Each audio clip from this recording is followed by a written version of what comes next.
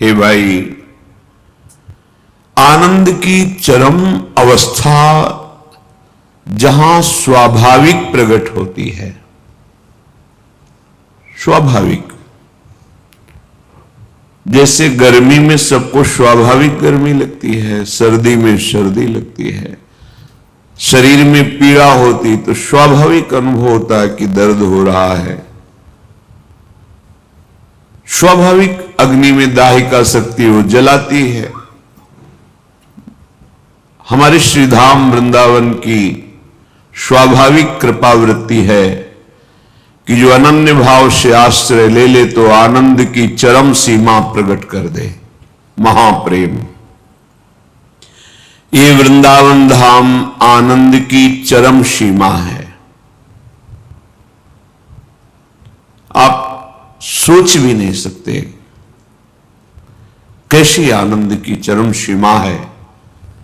जब रसिक गुरुजनों की कृपा दृष्टि हो, रजरानी की कृपा हो, वृंदा देवी की कृपा हो, फिर वृंदावन के भाव देश में प्रवेश हो, तब थोड़ा सा किनका मिलने पर अनुभव हो सकता है। अन्यथा इस प्राकृतिक बुद्धि की सामर्थ्य क्या है।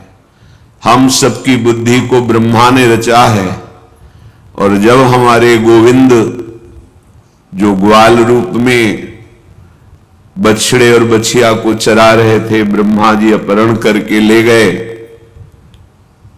भगवान उतने ही रूप सखाओं के और बछड़ों के जब धारण किए, 1 वर्ष तक ब्रह्मा जी देखते रहे, यथावत लीला चलती रही।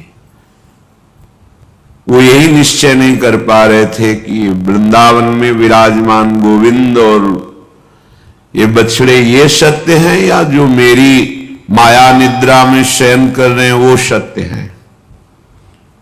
फिर भगवान ने कृपा दृष्टि की तो देखा सखा, बछिया, बछड़ा, रस्सी, छीका, छड़ी, वस्त्र सब गोविंद ही बने हुए हैं। सब सच्चिदानंद बपू। गोष्ठ वृंदावन की महिमा को देख करके ब्रह्मा जी कंपायमान हो गए। भगवान का स्तवन करके 3 परिक्रमा देके ब्रह्मलोक को चले गए।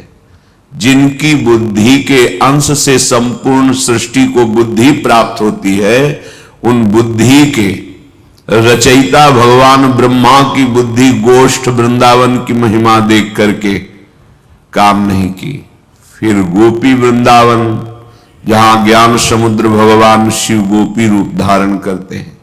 फिर नवनिभृत निकुंज वृंदावन, जहां यन्नारदादेश शुकैर अगम्यम वृंदावने वंजुल मंजु कुंजे तत्कृष्ण चेतो हरणैक विज्ञो मत्रास्त किंचित परमम रहस्यम। इसी स्वामिनी जी का नवनिवृत्त निकुंज तो बहुत ही बड़े बड़े ईश्वर कोटि के महापुरुषों के लिए भी अगम्य कहा है हरिवंश महाप्रभु ने श्रीमद राधा सुधा निधि में। श्रीपाद कह रहे हैं आनंद की चरम सीमा श्री वृंदावन धाम। हमारी बुद्धि कैसे अनुमान कर सकती है। जब ब्रह्मा की बुद्धि गोष्ठ वृंदावन में ही विकल हो गई, निर्णय नहीं कर पाई, कंपायमान हो करके, चरणों में प्रणति हो करके, स्तोत्र करके, स्तुति करके ब्रह्मलोक चले गए, अपार वृंदावन की महिमा को जान नहीं सके। किसकी सामर्थ्य है जिसे वृंदावन कृपा करके स्वीकार करे। हमें वृंदावन ने स्वीकार किया, इसका परिचय रजरानी हमें प्राण से प्यारी लगने लगे और रसिक महापुरुषों को हमारा जीवन समर्पित हो जाए। अब जैसे आप आज्ञा करेंगे वैसे। तो आनंद की चरम सीमा श्री वृंदावन धाम है। सीमा च सौभाग्य रस सारस्य। जिसको वृंदावन धाम का आश्रय और वास मिल गया, अब उसके सौभाग्य का वर्णन नहीं किया जा सकता। ये सौभाग्य किसी पुण्य कर्म से या ब्रह्मा के रचित भाग्य में नहीं है, ये मेरी महारानी जी की कृपा कोर से है। तो जब महारानी जी की कृपा अपने जैसे अधमों पे है, तो हमें फिर दोष दृष्टि करने का अधिकार ही नहीं रह गया। क्योंकि हम तो कृपा पात्र केवल कृपा से चल रहे। कृपा पात्र कभी अन्य की तरफ दृष्टि ही नहीं देता, कृपा सिंधु आराध्य देव की तरफ ही दृष्टि रहती है।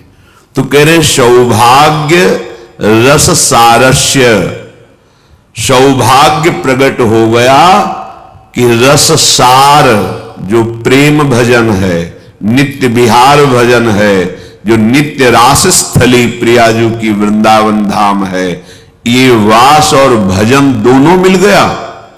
तो बोले सौभाग्य की चरम सीमा, इससे बड़ा कोई सौभाग्य नहीं है। हरि मधुरिमांत्य सीमा, ये वृंदावन धाम हरि का जितना माधुर्य रस है उसकी चरम सीमा है, इसीलिए इसे महामाधुर्य रस प्रदायिनी भूमि कहा गया है। ये महामाधुर्य रस है। वृंदावन में सेव्य गुण सीमा, जो श्री धाम वृंदावन का सेवन करता है वो गुण समुद्र बन जाता है, उसमें सब वो गुण प्रकाशित होने लगते हैं जिससे प्रियाजू रीझ जाती है, प्रिया प्रीतम जिससे प्रसन्न हो जाते हैं। जहां प्रिया प्रीतम प्रसन्न भय तो नित्य समीप सुख चिले। अब वो भाव देह से, भले मनुष्य शरीर में पुरुष या स्त्री दिखाई दे रहा है, वो भाव देह से प्रिया प्रीतम के समीप ही रहता है।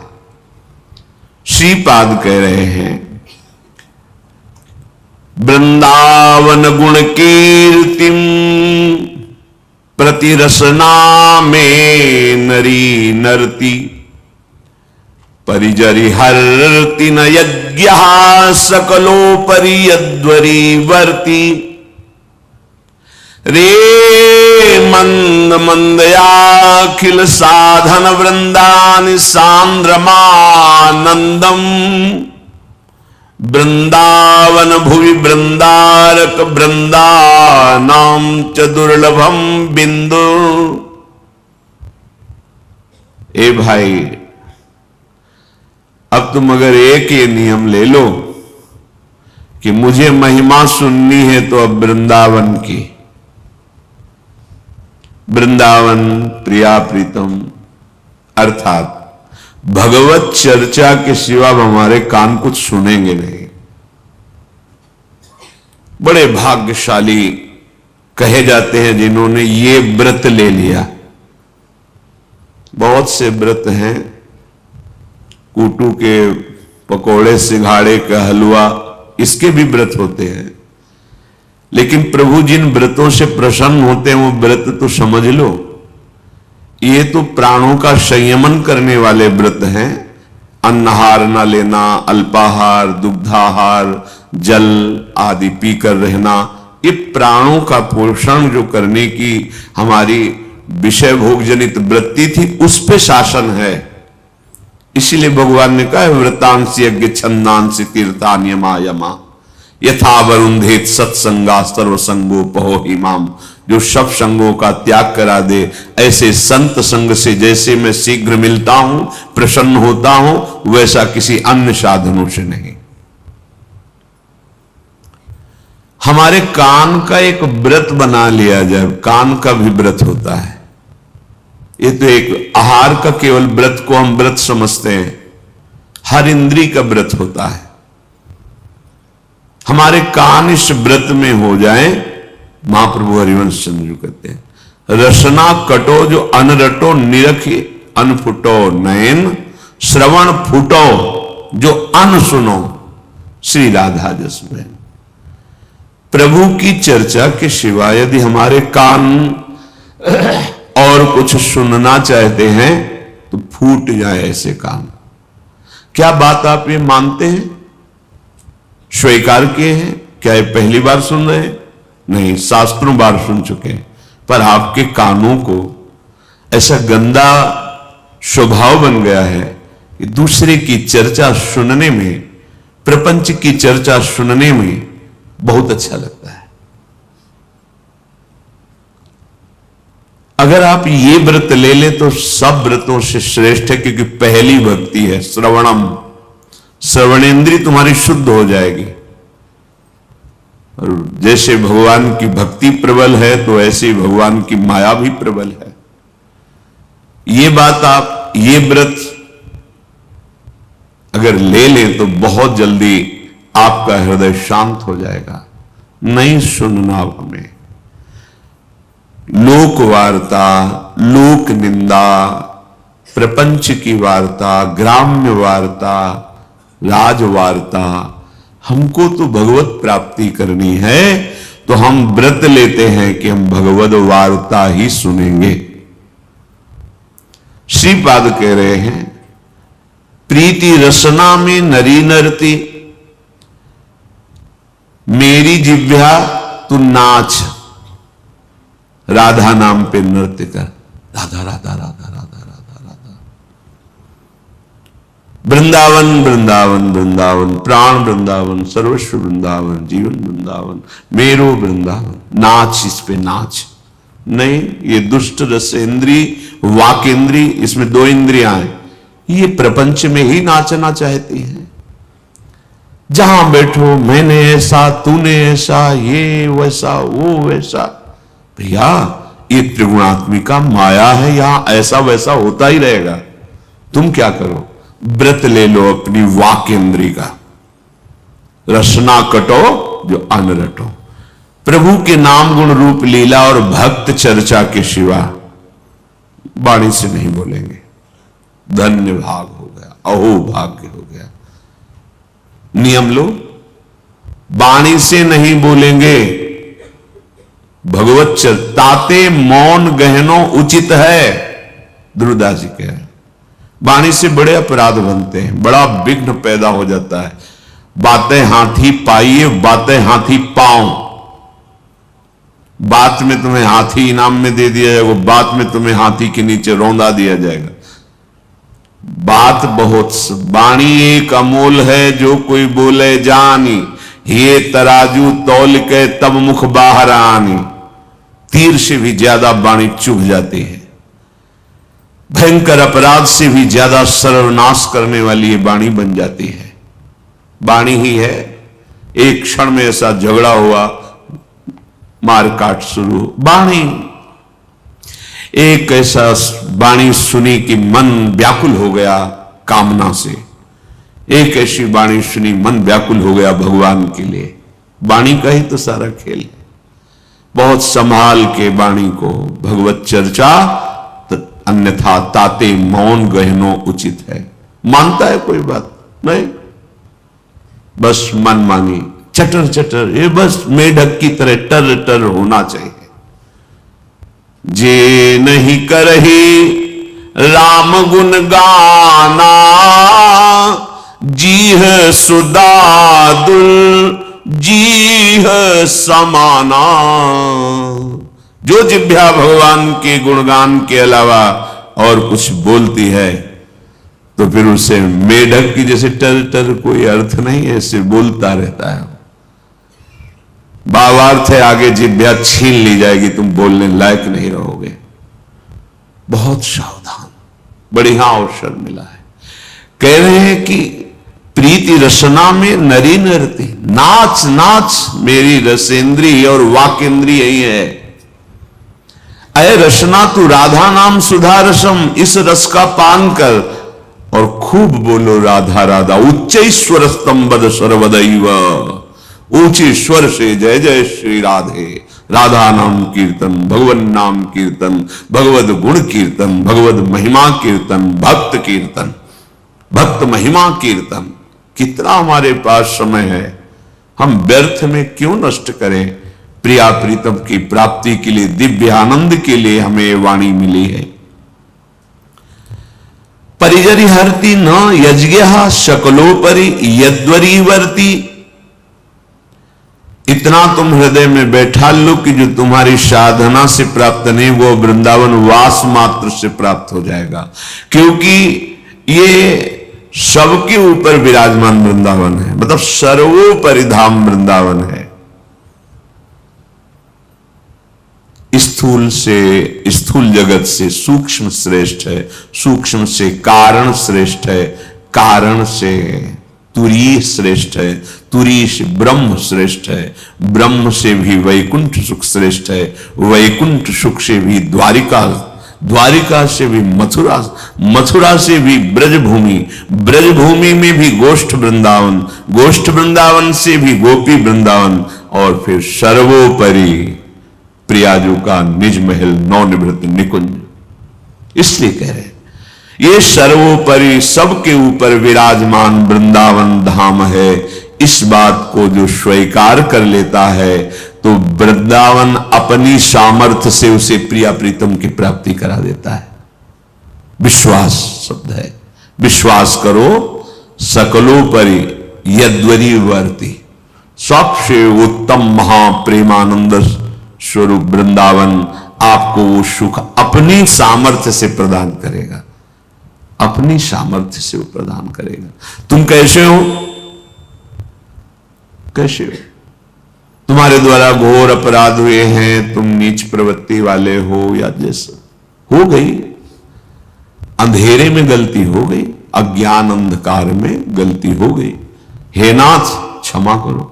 अब आप जितने भी अपराध बन गए वो आपको बिल्कुल, अगर हमें भोगने पड़ते तो फिर हमें इसी जन्म में भगवत प्राप्ति कैसे होती? सब क्षमा कर देंगे प्रभु। बस उस क्षमा शब्द के लिए ये उस वही स्वभाव चाहिए, अवलो नशानी अब ना नशयो।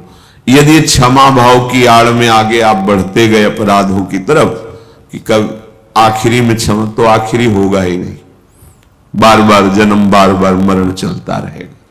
ये अहो भाग्य है जो हमें मनुष्य शरीर मिला है।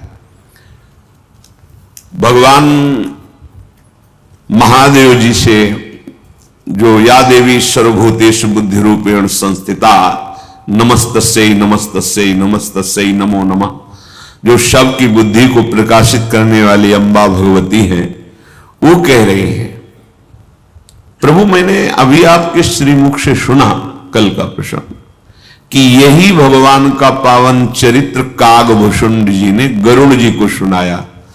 तो गरुड़ जी तो भगवान के पार्षद हैं, समीप रहते हैं, गरुड़ महाज्ञानी गुण राशि, और काक, कहां गरुड़ और कहां काक, और काक के द्वारा गरुड़ जी कथा सुने। ये प्रसंग में मुझे ऐसा लग रहा है कि क्या ऐसा हुआ जो गरुड़ जी को काक के पास आना पड़ा प्रभु, क्योंकि विरति ज्ञान विज्ञान दृढ़ राम चरण अति नेह, बायस तनु रघुपति भगति मोहि परम संदेह। प्रभु कौवे का शरीर और ऐसी उच्च कोटि की भक्ति, उच्च कोटि का वैराग्य, दृढ़ ज्ञान, पूर्ण अनुभव, प्रभु के चरणों में प्रेम, ये तो बड़ा प्रश्नवाचक चिन्ह है कि काक को ऐसी स्थिति प्राप्त हुई। दृढ़ वैराग्य, दृढ़ ज्ञान, दृढ़ अनुभूति, भगवत प्रेम, शरीर कौवे का। नाथ इस प्रसंग को मैं सुनना चाहती हूं, क्योंकि प्रभु हजारों मनुष्यों में कोई एक ऐसा होता है जो धर्म से चलना चाहता है। नर सहस्त्र महा सुनहु पुरारी, को एक होई धर्म व्रत धारी, धर्मशील कोटिक महा कोई, विषय विमुख विरागरत होई। नाथ हजारों मनुष्यों में, 1000 नहीं, हजारों मनुष्यों में कोई एक ऐसा होता है जिसके हृदय में बात आती कि मैं धर्म से चलूंगा, कभी अधर्म नहीं करूंगा। अर्थात हजारों में कोई एक धर्मात्मा होता है। उन धर्मात्माओं में, करोड़ धर्मात्माओं में, ध्यान से सुनिए कितना सौभाग्य प्राप्त हुआ है। हजारों मनुष्यों में कोई एक धर्मात्मा होता, मैं धर्म से अपना जीवन निर्वाह करूंगा। ऐसे करोड़ धर्मात्माओं में अंबा बोल रही जो सबकी बुद्धि रूप में विराजमान है, कोई एक विषयों का पूर्ण त्यागी होता है, दृढ़ वैराग्यवान। करोड़ों धर्मात्माओं में कोई एक वैराग्यवान होता है। वो कोटि विरक्त मध्य श्रुति कहाई, सम्यक ज्ञान सकृत को लहई। ज्ञानवंत कोटिक महको, जीवन मुक्त सकृत जग सो। हे महादेव, करोड़ों विरक्तों में, बैरागी में कोई एक यथार्थ ज्ञानी होता है। ऐसे करोड़ों ज्ञानियों में कोई एक ब्रह्मबोध संपन्न जीवन मुक्त महापुरुष होता है। भगवान आद्य गुरु शंकराचार्य जी, जंतु नाम नरजन्म दुर्लभ मतः, पुंसस्त्वं ततो विप्रता, तस्माद् वैदिक धर्म मार्ग परता, विद्वत्व मस्मात् परम। आत्मानात्मा विवेचनम स्वनुभवो, ब्रह्मात्मना संस्थितिर, मुक्तिर्नो शतकोटि जन्म सुकृतैः पुण्यैर् विना लभ्यते। भगवान आद्य गुरु शंकराचार्य जी कह रहे, वहां अम्बा बोल रही हैं स्वयं शंकरम शंकराचार्यम। भगवान शंकर ही शंकराचार्य जी के रूप में प्रकट हुए। वो कह रहे हैं कि बहुत जन्म भटकने के बाद नरजन्म मिलता है। जंतु नाम नरजन्म दुर्लभ मता, ये तो बहुत जगह शास्त्रों में पाया गया है। दुर्लभो मानुष्य हो, बड़े भाग मानुष तन पावा। बहुत जन्म भटकने के बाद ये बड़ा दुर्लभ मनुष्य शरीर मिला है। उसमें भी नरशास्त्र में सुनो पुरारी, कोई हजारों में एक होता है जो धर्म से चलने वाला। तो यहां कह रहे हैं किसी के अंदर ऐसा पुरुषार्थ जागृत होता है। पुरुषत्व का तात्पर्य केवल यहां पुरुष शरीर से नहीं, पुरुषत्व का पुरुषार्थ कि मुझे धर्म से चलना है, वर्णाश्रम धर्म की मर्यादा, शास्त्र मर्यादा, मुझे धर्म से चलना है। वैदिक धर्म का अनुगामी, धर्म मार्ग परता। तुम्हारा पुरुषार्थ किसमें लगे? धर्म विरुद्ध आचरणों में नहीं, धर्म में जिसका विधान किया गया है। धर्म मार्ग परता, धर्म मार्ग में। और फिर विद्वत्व मस्मात् परम, शास्त्रों का ज्ञान, क्या करना चाहिए क्या नहीं करना चाहिए, इस सम्यक ज्ञान। आत्मा अनात्म विवेचनम स्वनुभव ब्रह्मात्मना संस्थिति। सत्य वस्तु क्या है, असत्य क्या है, आत्मा अनात्मा। सत्य वस्तु आत्मा, इसके अलावा सब अनात्मा। पहले ब्रह्म सत्यम जगन मिथ्या।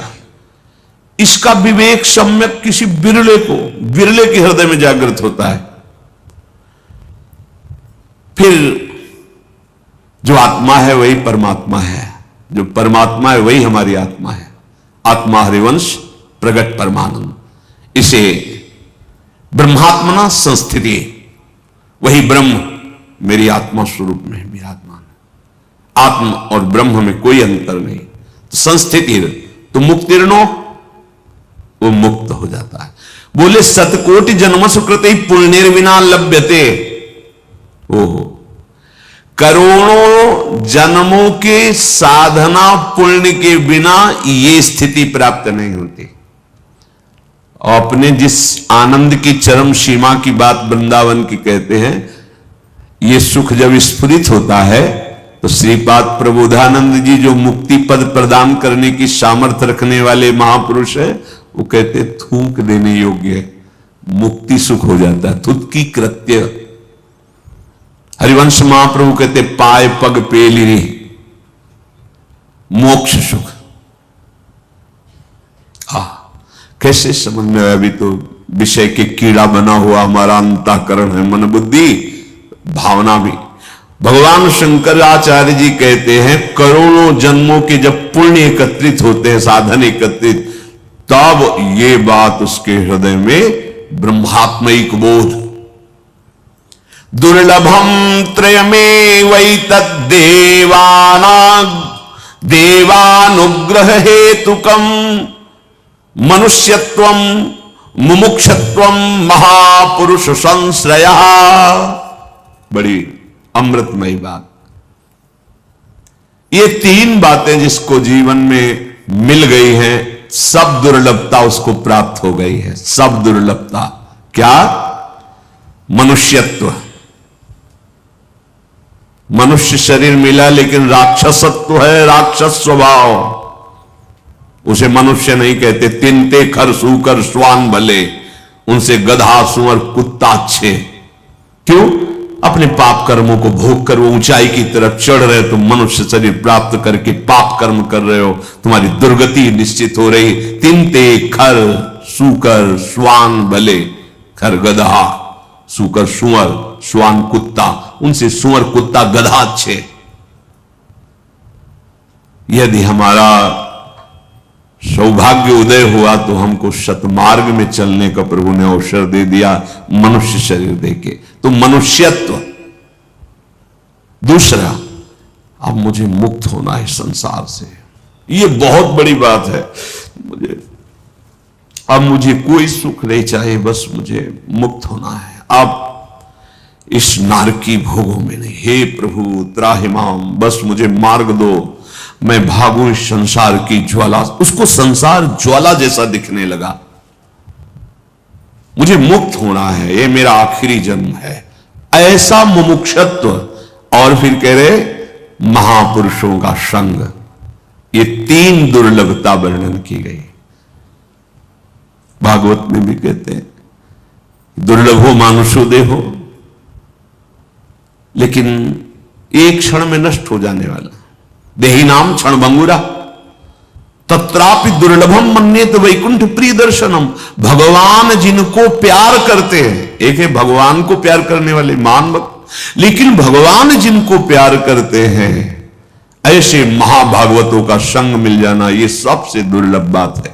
यहां भगवान शंकराचार्य जी कहते हैं मनुष्यत्व प्राप्त होना, उसमें मुमुक्षत्व में संसार के माया जाल से थक गया हूं, मैं मुक्त होना चाहता हूं, और महापुरुषों का संग, ये तीन प्राप्त हो गए तो कह रहे हैं ये केवल भगवत कृपा से प्राप्त होते। तीनों केवल भगवत कृपा से। भगवत कृपा हुई, मनुष्य शरीर मिला, भगवत कृपा हुई, संसार से हटने की इच्छा हुई, भगवत कृपा हुई तो हटाने वाले सामर्थ्य युक्त भगवत प्रेमी महात्माओं का संग मिल गया। जब प्रभु द्रवित होते हैं, जिस पर करुणा की वर्षा करते हैं, उसे भगवत प्रेमी महात्माओं का संग दे देते हैं। लब्ध्वा कथंचिन नर जन्म दुर्लभम तत्रापि पुंस्त्वं श्रुति पार दर्शनम या स्वात्म मुक्तौ नयतेत मूढ़धी सा आत्मा स्वं विनिहंत सद्ग्रहात्। जिसे मनुष्य दुर्लभ देह प्राप्त हुई, जिसमें शुद्ध ज्ञान प्राप्त करने का पूर्ण सामर्थ्य विराजमान है, पुरुषार्थ करने की सामर्थ्य है।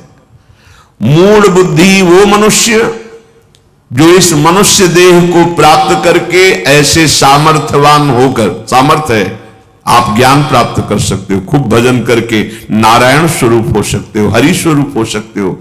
वो अपने मुक्ति के लिए प्रयास नहीं करता, मोक्ष के लिए प्रयास नहीं करता। मोक्ष का तात्पर्य है ये निंदा स्तुति जन्म मरण दुख सुख लाभ हानि इन पराजय जय में समान भाव प्राप्त हो जाए, वो मुक्त पुरुष ही है, उसे जीवन मुक्त कहते हैं। कोई द्वंद्व नहीं व्यापता जिसके हृदय में, कोई कामना नहीं। कितना अद्भुत आनंद।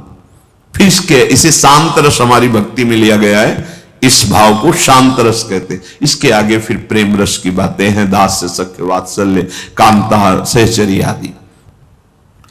जो मनुष्य शरीर प्राप्त करके पुरुषार्थ युक्त है, तो हम भजन कर सकते हैं, हम संसार से मुक्त हो सकते हैं। वो मुक्ति के लिए प्रयास नहीं करता तो निश्चय वो आत्महत्यारा है, उसको दंड मिलेगा। जैसे आप अपने शरीर को अभी नष्ट करना चाहें और हमारी सरकार को पता चल जाए तो आपको बंदी बनाकर आपको दंड दिया जाएगा, सजा दी जाएगी। आपका अधिकार शरीर को नष्ट करना नहीं है, सरकार, हमारी भारत सरकार आपको दंड दे देगी। आपको अपने शरीर नष्ट करने का अधिकार नहीं है, शरीर का सदुपयोग कीजिए। मतलब शरीर पर आपका अधिकार केवल सत्कर्म करने के लिए, अगर असत्कर्म करोगे तो हमारी सरकार आप पर शासन करेगी। ये शरीर आपको परम सुख प्राप्ति के लिए दिया गया है, तो संविधान के अनुसार चलो, शास्त्र प्रमाण के अनुसार चलो, मुक्त हो जाओगे। फिर भागवती सरकार आपको कैसे क्षमा कर देगी यदि आप इस शरीर को विषय भोगों में लगा के नष्ट कर दिया। तो कह रहे हैं वो सात्महा स्वम विनिहंत्य सदग्रहात्, वो अपना नाश करने वाला आत्मघाती बड़े कष्ट को प्राप्त होता है, बड़ी दुर्गति को प्राप्त होता है। इतः कोऽन्वस्ति मूढ़ात्मा यस्तु स्वार्थे प्रमाद्यति दुर्लभम मानुषम देहम प्राप्य तत्रापि पौरुषम। भला ऐसा दुर्लभ मनुष्य देह प्राप्त करके जिसमें पुरुषार्थ किया जा सकता है, परम स्वार्थ अर्थात परमात्मा की प्राप्ति में प्रमाद कौन कर सकता है? इससे अधिक मूढ़ता अंधता क्या होगी कि मनुष्य शरीर मिलकर वो भजन करके भगवत प्राप्ति नहीं करना चाहता। कितनी मूढ़ता है। अच्छा, संत जन गुरुजन इसी बात को समझा है। देखो, अपना मन स्वाभाविक प्रभु में लग जाए ऐसी बात नहीं है, हमारा मन भजन में लग जाए ऐसी बात नहीं। भजन न होई संग बिन, और भजन बिना नहीं प्रेम। छिनहु भजन न छाड़िए धरिए या ध्रुने। भजन कैसे होता है? गुरुजनों के द्वारा बनाई हुई दिनचर्या में बंधने पर होता है। शब्द याद कर लो, भजन न होई संग बिन। अगर गुरुजनों ने जो एक दिनचर्या बना दी है उसका तुम पालन करो प्राणपन से, तो उनकी कृपा आपका पुरुषार्थ दोनों मिलकर आपके मन को बलात् खींच करके प्रभु में लीन कर देंगे। जैसे दिनचर्या आपकी बनी कि आपको सत्संग में आना है, आपको वाणी पाठ में रहना है, आपको श्री जी की सेवा श्रृंगार दर्शन जो सेवा अवसर मिले सब किया, गए, प्रसाद पाओ, सो जाओ, फिर उठो, नाम कीर्तन में आना है, वाणी पाठ में शाम के 6 बजे तक दिन, फिर जाओ, जो आपको बने बने सो जाओ, फिर 2 बजे उठ जाओ। इतनी दिनचर्या यही है कि अगर घर में तुम कुछ ना करो, केवल सो जाओ जाके और फिर आके दिनचर्या करो, तो हम तुम्हें कह रहे हैं कि भगवत प्राप्ति हो जाएगी। क्योंकि ये वृंदावन धाम है, आप जानते हो, यहां 10 नाम जपोगे ना तो 10 करोड़ बाहर के यहां के 10 नाम, ये वृंदावन धाम है। और दूसरी बात है, आप गुरु आज्ञा में हो, तुम बच्चे नहीं हो, बहुत पुरातन हो, नए नए शरीर मिलते जाते हैं, छूट क्या होती है, बच्चे हैं, सो जाओ, तो यही सोना उसके जीवन के खोने का अभ्यास बन जाएगा। देखो, यही नवीन अवस्था में यदि आपको वैराग्य मिला है तो आपके जैसा सौभाग्यशाली कौन? संसार चक्र में जाने ही नहीं दिया, प्रभु ने खींच लिया अपनी तरफ। अब आपको गुरुदेव की आज्ञा रूपी मजबूत रस्सी पकड़ के इस चढ़ाई को चढ़ना है। अभ्यास योग युक्तेन चेतसा नान्यगामिना। आपका अभ्यास ऐसा हो कि चित्त कहीं जाए ना, और अभ्यास का बड़ा चमत्कार होता है। देखो, अपने लोगों ने नींद से लड़ाई लड़ी है, क्योंकि अव्यक्त कृपा भगवान की बचपन से निकाली। तो इस अवस्था में, यौवन अवस्था तक नींद का बड़ा प्रभाव होता है, बड़ा प्रभाव होता है, तो लड़ाई लड़नी पड़ती है।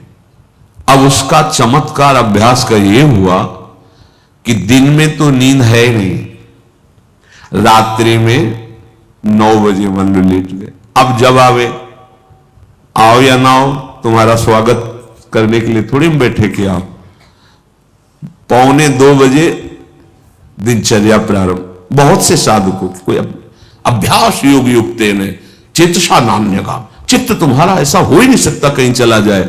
अभ्यास, श्रोता सोई परम सुजान सुनत चित्त रति करे। जैसे स्वाति का बूंद गिरा, चोच में ले लिया और उसका जीवन बन गया, ऐसे ही श्रोता वक्ता के मुखार बिंदु पर एकाग्र दृष्टि, शब्द निकल रहे, श्रवण इंद्रिय से पान करता चला जा रहा है। सोई सुजान श्रोता। फिर क्या, जो पान किया उसी को आचरण में उतार लिया, महात्मा बन गया। एक शब्द सत्संग का लग जाएगा तो जीवन का परिवर्तन कर देगा। अब वो कौन सा एक शब्द होगा, अपनी श्रवण इंद्रिय को सावधान होकर हम सुनाए। मनुष्य देह प्राप्त करके पुरुषार्थ अभ्यास में बड़ी ताकत है, बड़ी ताकत अभ्यास में है। भजन का अभ्यास है, जैसे पीछे आसनों का अभ्यास। अब जब से तो स्नान करते ही संध्या के बाद, चाहे हम खड़े हो चाहे बैठे हो, अपने आप वृत्तियां डूबने लगी, अपने आप वृत्तियां जाने लगी। कितना चमत्कार अभ्यास का कि उनको जिस टाइम से ध्यान में लगाने, वो अगर विलंब हो गया, स्नान करते ही वो अपनी वृत्तियां, अभ्यास विषय में तो ठीक जितना आप अभ्यास कर रहे हो, 10 दिन में विषय, 5 दिन में विषय, 4 दिन, अभ्यास आपको हरा देगा, अभ्यास आपको जिता देगा। अच्छा अभ्यास करो। मनुष्य शरीर में जो आपको ऊर्जा शक्ति मिली है, तो उसको आप गलत प्रयोग मत करो, पुरुषार्थ, परम पुरुषार्थ लाभ करो। वो बड़ा आत्मघाती मूड है जो परमार्थ की दिनचर्या साधना में प्रमाद करता है। फिर क्या होगा, इतना दुर्लभ संयोग बना है, बार बार तो बनत नहीं, या संयोग अनूप मानुष तन वृंदा विपिन रसकन संग विरूप। जब प्राप्त कृपा का अनादर किया जाता है तो फिर माया बख्शती नहीं है, माया नहीं बख्शेगी। वदन्तु शास्त्राणि यजन्तु देवान् कुर्वन्तु कर्माणि भजन्तु देवताः आत्मैक्य बोधेन बिना विमुक्तिर् न सिद्ध्यति ब्रह्म सतांतरेपि। आहा, तुम शास्त्र पढ़ करके, व्याकरण पढ़ करके व्याख्या कर सकते हो, करो।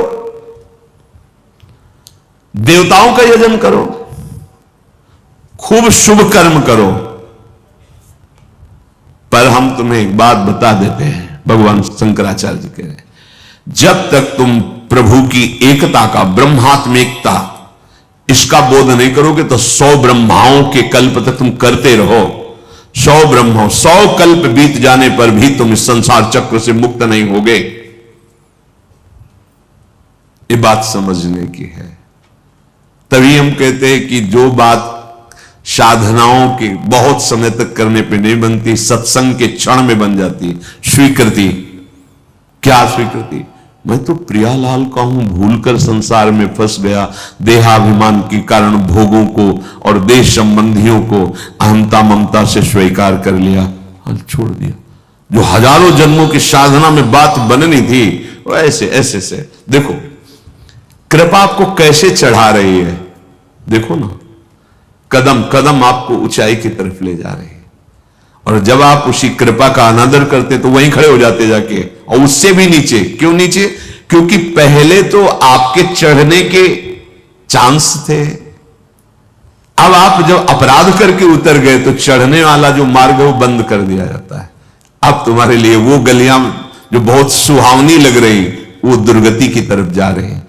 ये गली थोड़ी विष वाली लगती है, ज्वाला में लगती है, बड़ी कठिन है, नहीं चढ़ पाऊंगा, पर बड़ी सुखद और आनंदमय है। यत दग्धे विस्मयु परिणामे अमृतोपम।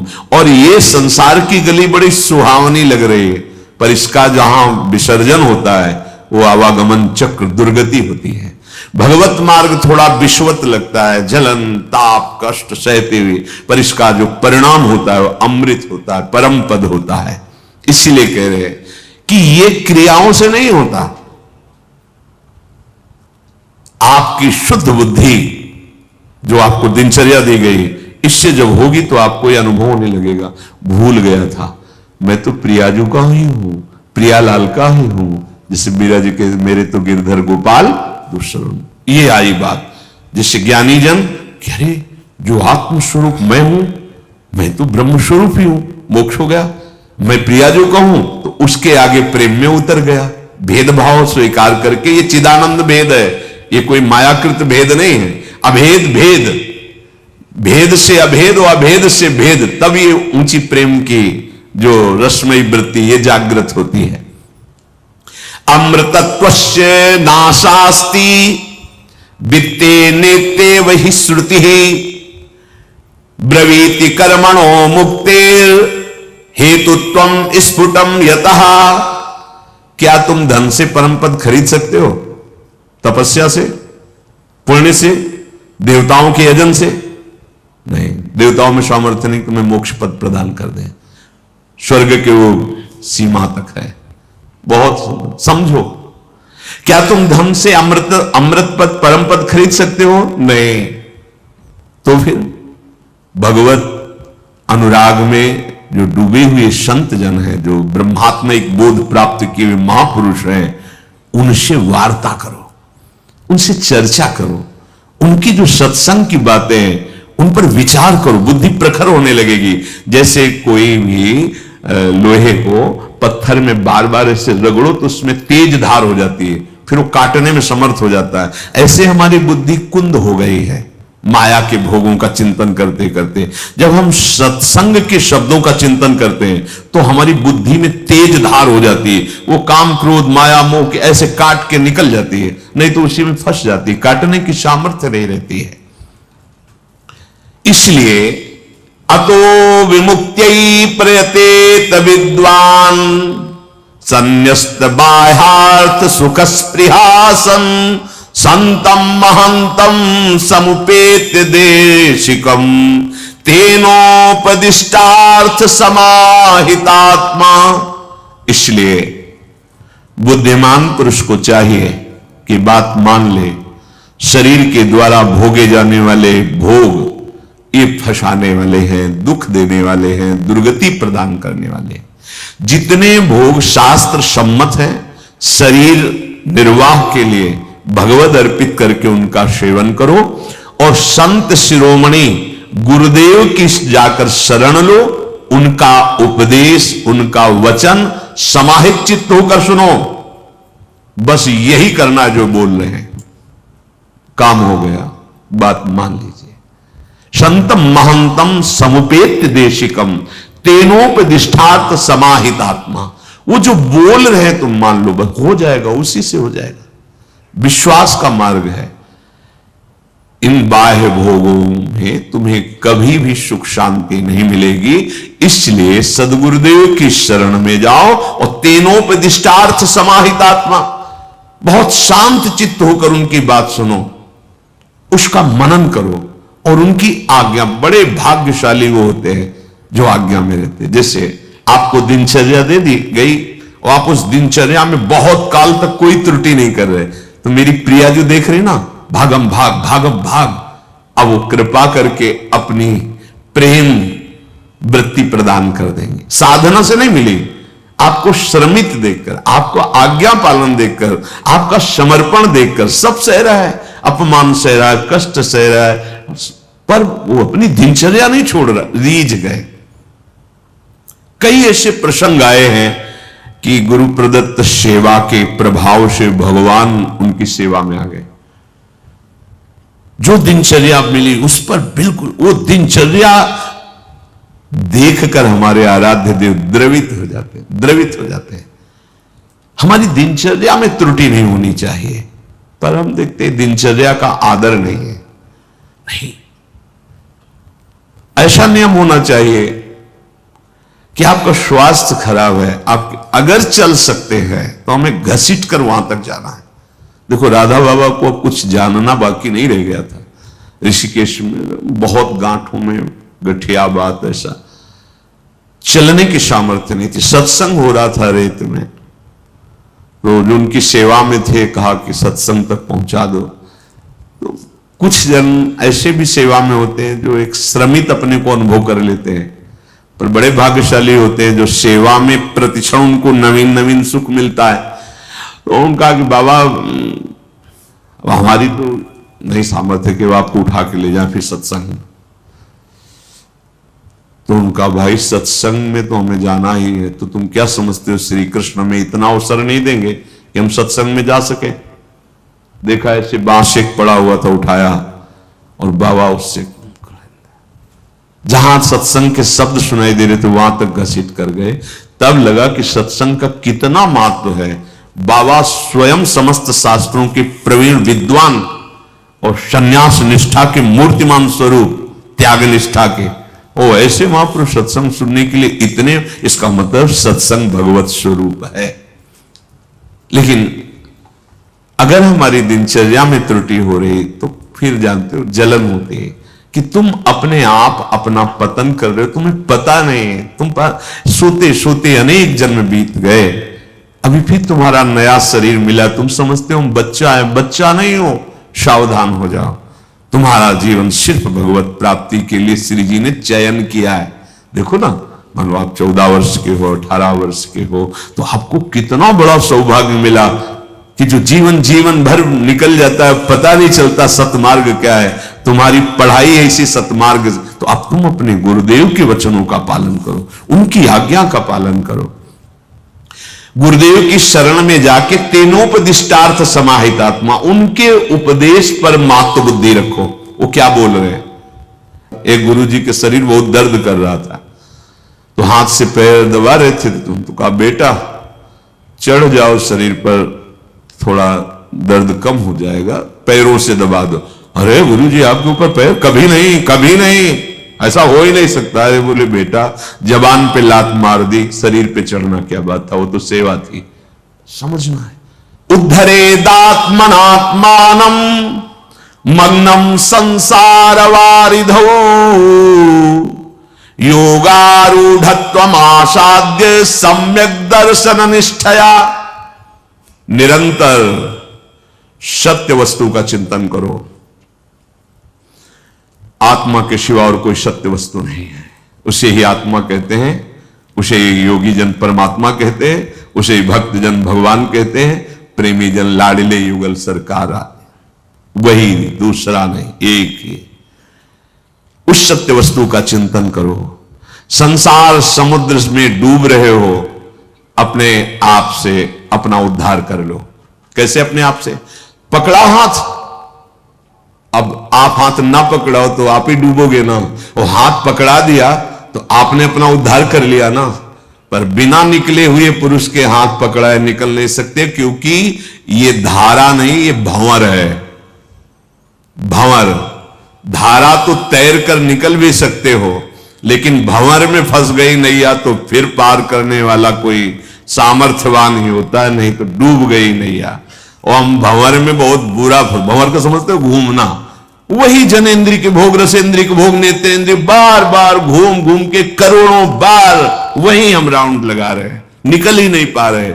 गुरुदेव के मिला हाथ, पता नहीं, अब वो बस फंसा भंवर में और देखना चाहता है वो नहीं। पहले हाथ पकड़ा, झटके में बाहर आ, फिर बातचीत करके देख लेना।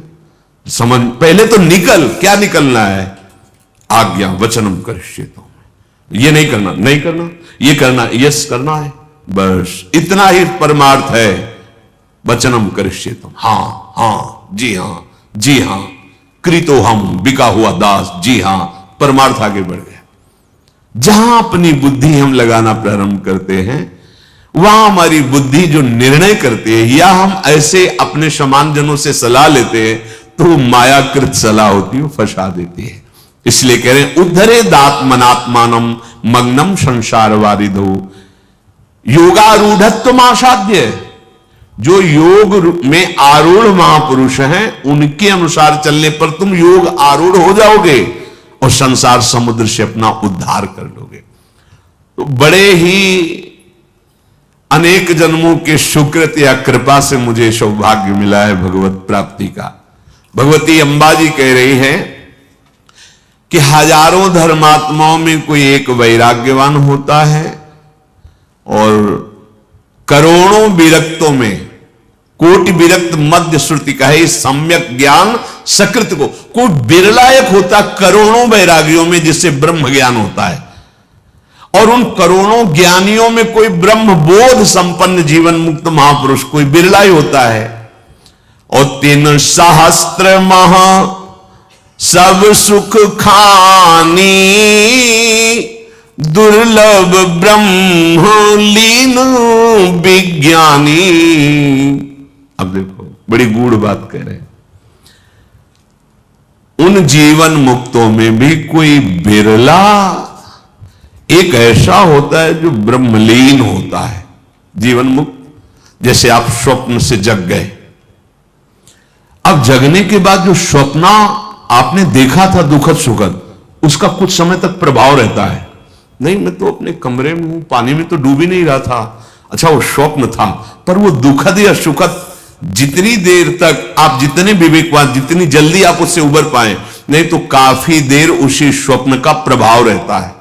यहां जो बात कही जा रही है वो जगत से जग चुका है, स्वप्नवत अनुभव हो गया है, पर अभी जैसे जगने पर स्वप्न झूठा है पूरा पता है, पर उसका कुछ प्रभाव होता है। कभी कभी ऐसे सुखद स्वप्न आते हैं कि जगने पर भी रोना आता है, कभी कभी ऐसे स्वप्न आए कि भयावह हो गया है, भय हो गया, प्रकाश जलाया गया है, मैं कहां हूं, अच्छा अच्छा सब बंद है, ऐसे कई बार ऐसे स्वप्न आते हैं। जग गया है पर फिर भी उसका प्रभाव है। ये यहां प्रभावहीन ब्रह्मलीन जो जाना है उसी में तन्मय हो गया, संसार का भान ही नहीं। ऐसे हजारों जीवन मुक्तों में कोई एक ऐसा ब्रह्मलीन होता है। तो यहां भगवती अंबा कह रही है ये धर्मात्माओं में, वैराग्यवानों में, ज्ञानियों में, जीवन मुक्तों में सबसे श्रेष्ठ ब्रह्मलीन, जीते जी ब्रह्मलीन। सब ते सो दुर्लभ सुर राया, राम भगति रत गत मद माया, सो हरि भगति काग की पाई, विश्वनाथ मोहि काहू बुझाई। राम परायण ज्ञान रत गुनागार मति धीर, नाथ कहो के ही कारण पायो काक शरीर। हे देवाधिदेव महादेव, उस ब्रह्मलीन से भी श्रेष्ठ है आगे प्रेम भक्ति। आहा, लीला में प्रवेश, निज पार्षद स्वरूप होकर अनंत काल तक प्रभु की लीला में सम्मिलित होना। बोले मद और माया दोनों से रहित प्रेममयी भक्ति, ये सबसे श्रेष्ठ है। इसलिए सर्वश्रेष्ठ धाम प्रभु का, जिसके प्रताप से अद्भुत प्रेम लक्षणा, महाप्रेममयी महामाधुर्यमयी भक्ति प्राप्त होती है। हे विश्वनाथ, ऐसी दुर्लभ हरि भक्ति काक को कैसे प्राप्त हो गई, कौवे को कैसे प्राप्त हो गई, ये मेरे प्रश्न का समाधान कीजिए। नाथ, प्रभु के परायण ज्ञान में युक्त गुणधाम धीर बुद्धि श्री भुषुंडी जी महाराज कौवे के शरीर को कैसे स्वीकार किए हुए हैं, कौवे के शरीर में कैसे है, ये मुझे प्रश्न है। कृपालु, आपने भी कहा कि पावन चरित्र गरुण जी को सुनाया, तो गरुण जी वहां क्यों आए? मुझे बड़ा कौतूहल हो रहा है कि इतने बड़े महापुरुष गरुण जी कौवे के पास कथा सुनने के लिए आए। गरुण तो महाज्ञानी है, सद्गुणों की राशि है, और हरि के वाहन है, निज संगी है, उन्होंने बड़े बड़े ब्रह्म ऋषियों का समागम छोड़कर कौवे के पास आकर के सत्संग सुना। कहू कवन विधि भा संवादा, दो हरि भगत काग उर गादा। बड़ी इच्छा है इन दोनों महापुरुषों का समागम हुआ। जब काकभूषुंड जी का और गरुड़ जी का बड़ी रसमयी बात हुई होगी, वो सुनना चाहती हूं। भगवती अम्बा की, उमा जी की बात सुनकर के देवाधिदेव महादेव बड़े आनंद में भर करके बोले, हे पार्वती तुम धन्य हो, तुम्हारी बुद्धि अत्यंत पवित्र है, प्रभु के चरणों में तुम्हारा अपार प्रेम है। क्योंकि जब कोई भगवान की लीला के विषय में प्रश्न करता है तो भगवत भक्तों को बहुत आनंद की अनुभूति होती है और उसके सुनने से सबके भ्रमों का नाश हो जाता है। प्रभु के चरणों में विश्वास उत्पन्न होता है और प्रभु के चरित्र ऐसे हैं कि बिना किसी अन्य साधन के, परिश्रम के बिना ये परम पद प्रदान कर देते। सुनने मात्र से भगवान की चर्चा ऐसी है कि कह रहे उपजई रामचरण विश्वासा और भवनिधि तर नर बिना ही प्रयासा। बिना प्रयास के भव समुद्र से पार हो जाता है जो रोज सत्संग सुनता है, रोज भगवत चर्चा सुनता है। पक्षीराज गरुड़ जी ने भी जाकर काकभूषण से यही प्रश्न किया था, तो तुम ध्यान देकर के सुनो उमा। मैंने जिस प्रकार जन्म मृत्यु से छुड़ाने वाली कथा सुनी, सुमुखी सुलोचनी, वो प्रसंग तुम सुनो। पहले तुम्हारा अवतार दक्ष के घर में हुआ था, तुम्हारा नाम सती था। दक्ष के यज्ञ में तुम्हारा अपमान हुआ, तुमने अपने शरीर को त्याग दिया। मेरे सेवकों ने यज्ञ विध्वंस कर दिया। सारा प्रसंग ध्यान करो, तुम्हें याद आ जाएगा पार्वती जी। फिर मेरे मन में बड़ा सोच हुआ था, तो हे प्रिय मैं तुम्हारे वियोग से बहुत दुखी हुआ। मुझे कैलाश भी अच्छा नहीं लगने लगा। शरणागत वत्सल प्रभु का स्वभाव है, थोड़ा प्रेम कर लो तो प्रेम समुद्र है। अगर आप एक मिनट उनके बिना नहीं रह सकते तो एक सेकंड वो आपके बिना नहीं रह सकते। आप एक आंसू गिराओगे वो 10 आंसू गिराएंगे, आप एक कदम चलोगे वो 10 कदम। अभी पता, उमा राम स्वभाव जे जाना, ताई भजन तज भावना। अच्छा, उसमें अपने लोग देहाभिमानी, तो अपने को क्या लगने लगता है कि मैं कुछ हूं ना, देखो मेरे से। तुम कुछ नहीं हो, तुम्हारे को जो मिल रहा है वो हेतु की कृपा से प्यार मिल रहा है, दुलार मिल रहा है, तुम कुछ नहीं हो। अहंकारी वृत्ति होने के कारण से कुछ तो है ना जो हमारे पीछे पड़े हैं। उस मैया से पूछो कि तू मन लगाए दौड़ रहा है, तेरे पीछे क्यों पड़ी हुई है? क्योंकि वो मां है, वो तुम्हें मल रहित करके श्रृंगार युक्त अपने गोद में बैठालना चाहती है। वो बालक समझता है कुछ तो है। मेरे मन में इतना कि मैं कैलाश छोड़कर नदी, तालाब, सरोवर, वन ऐसे विहरण करने लगा जब तुम्हारा सती रूप में शरीर छूटा था। सुमेर पर्वत की उत्तर दिशा में भ्रमण करते हुए गया तो वहां एक सुंदर नील पर्वत है। वहां स्वर्ण में शिखर है, 4 सुंदर शिखर, बहुत अच्छा लगा मुझे। वहां एक एक शिखर पर एक एक विशाल वृक्ष है, एक बरगद का, एक पीपल का, एक पाकर का, एक आम का। उस पर्वत के ऊपर एक सुंदर सरोवर भी है। मणियों की सीढ़ियां देख करके मन प्रसन्न हो गया। शीतल निर्मल मीठा जल, रंग बिरंगे सुंदर कमल खिले हुए और हंसगण मधुर स्वर में बोल रहे, भौरे गुंजार कर रहे। उस सुंदर पर्वत पर मैंने देखा काकभूषुंड जी रहते। नील पर्वत पर 4 शिखर, 4 वृक्ष, बट पीपर पाकरी रसाला, बरगद का, पीपर का, पाकर का, आम का, रसाला आम का। काकभूषुंड जी वहां बसते हैं। काकभूषुंड जी का कल्प में भी नाश नहीं होता। जब सृष्टि का लय हो जाता है तब भी वो नहीं लय होते। माया का कोई भी प्रभाव उनके ऊपर नहीं पड़ता। काम और अज्ञान और अविद्या वहां प्रवेश नहीं कर सकती। नीलगिरी पर नाम कीर्तन का बड़ा प्रभाव है, गुण कीर्तन का। कई बार अनुभव किया है, जैसे उधर कोई वार्ता में किसी विषय को लेकर थोड़ा, और जो ही यहां आए तो आते ही एकदम भाव, क्योंकि ऐसे परमाणु बन गए। अखंड नाम कीर्तन वाणी गायन हर समय चलता रहता है, साधक जन हर समय नाम जप साध, तो वहां नीलगिरी का प्रभाव कि वहां काम, अज्ञान, अविद्या, मोह, अस्मिता, इनका प्रवेश ही नहीं है।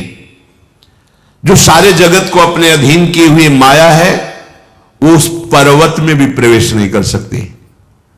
वहां मैंने देखा कि काकभूषुंड जी तन्मयता पूर्वक भगवान का भजन करते हैं। वो जब पीपल के नीचे जाते हैं तो ध्यान परायण रहते हैं। पीपर तरु तर ध्यान सुधरई, जापो यज्ञ पाकरि तर करई, आंब छाह कर मानस पूजा, तजी हरि भजन काज नहीं दूजा। कितना सुंदर सौभाग्य दिया है, तजी हरि भजन काज नहीं दूजा। अपने लोगों को कौन सा मार्ग मिल गया? तजी हरि भजन काज, कोई बोलो क्या जिम्मेवारी, रात दिन के जो कार्य भी है सब महाभागवतिक, तजी हरि भजन काज नहीं। वो पीपल के वृक्ष के नीचे भगवान का ध्यान करते हैं, पाकर के नीचे जप भगवान नाम का, और आम की छाया में बैठकर प्रभु की मानसिक पूजा। श्री हरि के भजन को छोड़कर दूसरा कोई कार्य नहीं है। बरतर कह हरि कथा प्रसंगा, आवहि सुनहि अनेक विहंगा, रामचरित विचित्र विधि नाना, प्रेम सहित कर सादर गाना। और बरगद के नीचे वो भगवान की कथा करते हैं। वहां बड़े बड़े ऋषि मुनि पक्षी के रूप में आकर कथा सुनते हैं। तो जहां भगवान की चर्चा होती, महाभागवत जन वहां आते हैं, गुप्त रूप से विराजमान होते हैं या प्रच्छन्न रूप धारण करके विराजमान होते हैं। प्रेम सहित आदर सहित भगवान के चरित्र का वर्णन काकभूषुंड जी करते हैं। वो बड़े बड़े महात्मा जन पक्षी रूप में आकर, कोई महात्मा रूप में आकर ऐसे सुनते हैं। शाम निर्मल बुद्धि वाले वहीं बसते हैं नीलगिरी में। कथा सुनने के लोग रोज कथा सुनने को मिलेगी। और मैंने जब ये दृश्य देखा तो मेरे हृदय में बहुत आनंद हुआ। अब अगर हम शंकर रूप में, महादेव के रूप में जाते तो काकभूषुंड जी खड़े हो जाएंगे, आदर करेंगे, पास बैठा लेंगे, फिर हमारे सामने बोलेंगे नहीं, क्योंकि परम वैष्णवाचार्य भगवान ज्ञान समुद्र शिव विराजमान है। तब कछु काल मराल तनु, धरिता कीन निवास, सादर सुन रघुपति गुण, पुनियायो कैलाश। आपके विरह में कैलाश में रहा नहीं गया, वो नीलगिरी में हमने फिर हंस रूप धारण किया और नीचे बैठकर कथा सुन। देखो देवाधिदेव ज्ञान समुद्र भगवान को अब कौन सी जानकारी की जरूरत है, पर सत्संग का प्रभाव ऐसा है। मैं काफी समय तक वही निवास किया हंस रूप से, और भगवान के चरित्र को सुना। फिर कैलाश वापस आया और तुम्हारा जन्म हिमालय पार्वती के रूप में हुआ। हे गिरिजा, जब मैंने काकभूषुंड जी से जो कथा सुनी थी, वही कथा जो तुम्हें सुनाई, एक गरुण जी ने भी वहां करके सुनी थी। वहां गरुण जी के आने का कारण जो तुम पूछ रहे हो, तो जब रणलीला युद्ध लीला में भगवान को मेघनाथ ने नागपाश से बांध दिया, भला जिनका नाम ही भवपाश से मुक्त कर सकता है, तो कौन नाग है जो उनको अपने पास में बांध सके। अनंत महिमायुक्त भगवान सहस्त्र फणधारी शेष शैया पर शयन करते हैं, उनको कोई, पर जब रण लीला, इसीलिए लीला शब्द युद्ध लीला की, तो मेघनाद ने भगवान को नागपाश में बांध लिया। नारद मुनि गरुड़ जी के पास गए, गरुड़ जी वहां आए और प्रभु को ऐसी विपत्ति में देखा। संशय हो जाता है। ऐसी गरुड़ जी को भी लगा कि भगवान नागपाश में, कैसे भगवान हो सकते हैं? नागपाशी ने ऐसे दुख में, मैं उनको दुख से मुक्त करूं? बंधन तो काटा पर हृदय में संशय उत्पन्न हो गया है। भगवान पक्का सबने प्रार्थना की थी, अवतरित हुए, पर भगवान है तो बंधन कैसा? बंधन है तो फिर वो भगवान कौन से जो अवतरित हुए? यही तो है। अगर यही है तो फिर बंधन कैसा? मैं बंधन काटूं, ये बंधन मुक्त हो? बुद्धि संशय में हो गई। ये भगवान बचावे ने बुद्धि संशय में हो जाती है। बड़ा माया का विचित्र खेल है। गरुण महाज्ञानी गुण राशि, इनको संशय हो गया। हरिदास है नित्य श्रीअंग सेवी भगवान के। बहुत विचार कर रहे हैं गरुड़ जी, करत विचार उरग आराती, व्याकुल होकर, नहीं नहीं ऐसा नहीं, ये भगवान है। नहीं भगवान है तो फिर कैसे? बड़ा विचित्र माया का खेल। अंबाब सबकी बुद्धि के अधिष्ठात्री भगवान है तो एक अगमृग हे मधुकर श्रेणी क्यों? और अगर भगवान नहीं तो भगवान शंकर सर्वज्ञ होकर प्रणाम क्यों कर रहे हैं? असंशय मन भयो। बड़ा विचित्र, इसलिए प्रार्थना करता रहे, हे नाथ ये संशय ना आने पावे, नहीं इसका परिणाम बड़ा भयानक हो जाता है संशय का। बार बार सोच रहे हैं कि व्यापक ब्रह्म बिरज बागीशा, माया मोह पार परमीसा, सो अवतार सुन्यू जग माही, देखूं सो प्रभाव कछु नाही। सुना था कि व्यापक विकार रहित वाणी के स्वामी, माया मोह से परे पर ब्रह्म परमात्मा का अवतार, ये वही अवतार है राम रूप में।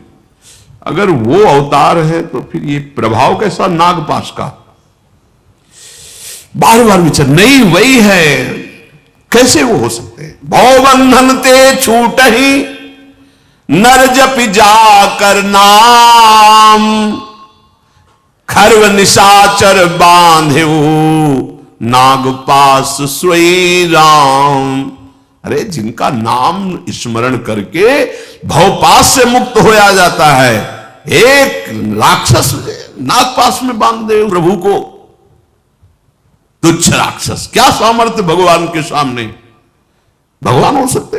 नहीं नहीं भगवान। देखो इसीलिए कहते शरण में रहो, शरण में। नहीं, इतनी विचित्र माया है कि भगवान के वाहन महाभागवत परम ज्ञानी करुण महाज्ञानी गुण राशि, गजब हो गया।